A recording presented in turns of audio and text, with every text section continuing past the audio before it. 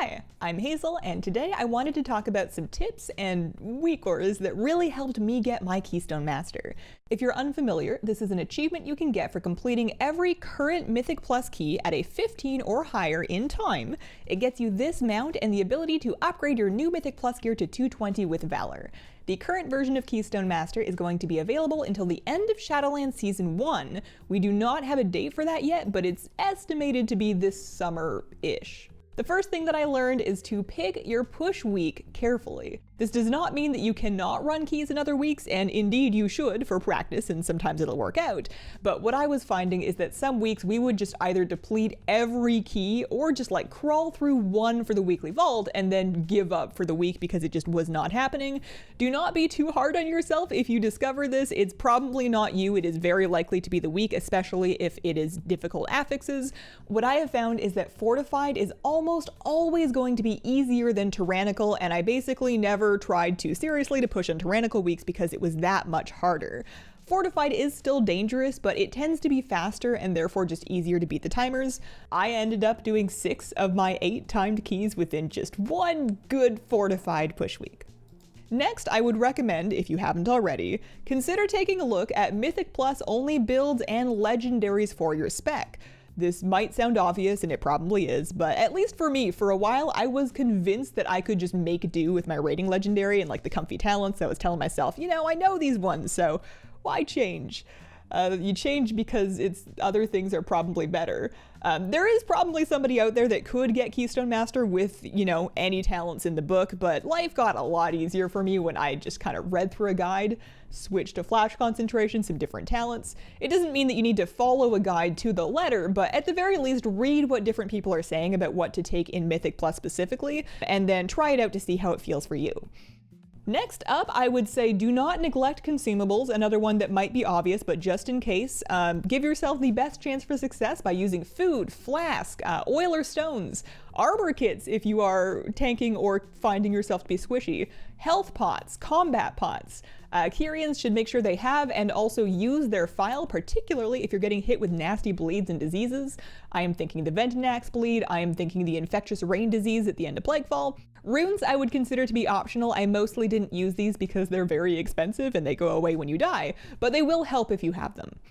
Next, something that was massively helpful for me, WeakAuras, Mythic Plus specific WeakAuras. I have 3 in particular that were a big deal for me. This first one is useful for anybody during Shadowlands Season 1, and this is specifically about Prideful. It's going to help keep track of trash percentage for you, but most importantly, it will alert you when you are in combat with enough trash to spawn a Prideful, and it's going to turn a nameplate red if killing that creature will push you over the edge.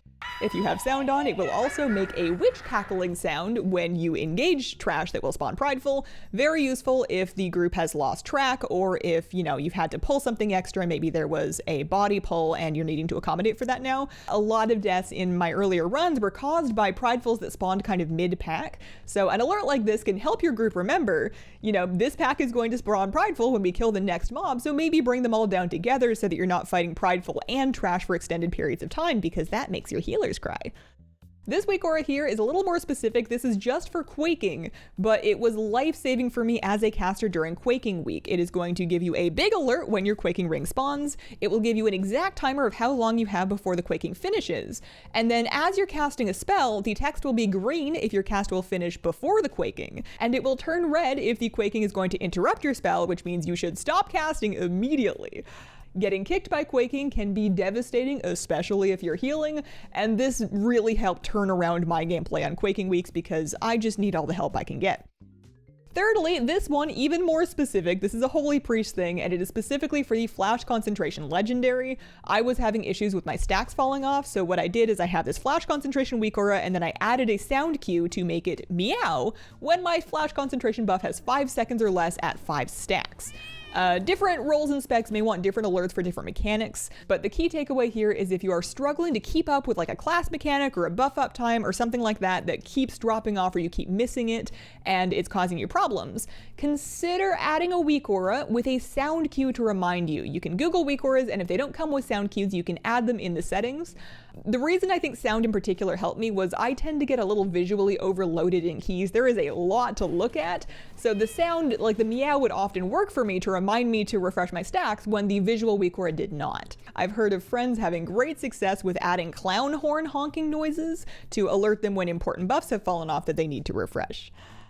Next, speaking of sound, if you do not already, and you feel like you could use some help, try playing with game sound. There are lots of sound cues for casts. There's like this bubbling sound whenever gripping infection is being cast, as well as the tank dot and Prideful is one example. There are boss voice lines that are paired with mechanics that can kind of help you internalize and learn when to dodge, and overall having game sound on helped me improve my awareness. I also got a lot better when I stopped trying to listen to music when I was doing hard keys. I'm totally down to, put some music on if I'm just kind of running low keys or relaxing or having a good time, but as soon as I need to actually try, as soon as I'm doing difficult content that I'm not convinced that I'm capable of, it is massively helpful for me to stop all the music and just kind of turn on the sound and focus, because I felt that extra sound going on was kind of sapping my concentration just a tiny bit.